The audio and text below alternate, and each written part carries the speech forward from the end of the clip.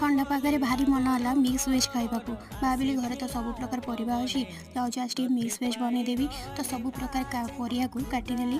काबुला चना आलू को सिझे भी देली पियाज अदा रसुण टमाटो ग्राइंडिंग करदेकी